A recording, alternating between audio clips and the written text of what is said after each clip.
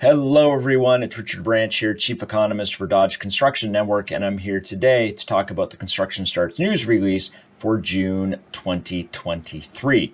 Now, a reminder how we track construction starts at Dodge is essentially we put the full dollar value of the construction project in the month that it breaks ground. And in terms of the data today, this is essentially the summation of all the projects that broke ground during June 2023.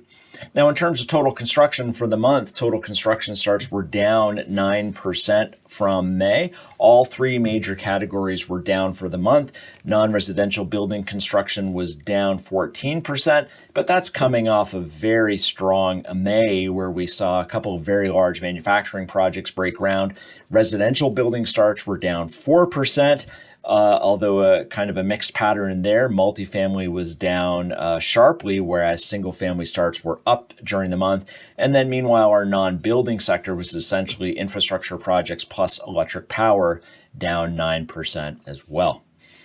So when we look at the pattern over the past few months, certainly it seems like we're riding a bit of a seesaw here. We're up one month and down the next. And that seesaw pattern is really based on either the presence or the absence of these large projects in the data stream.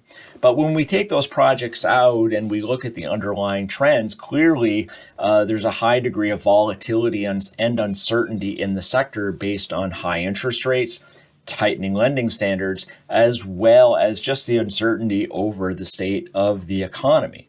Now, as we go into the second half of the year here, we continue to think that the construction market will essentially be split into two.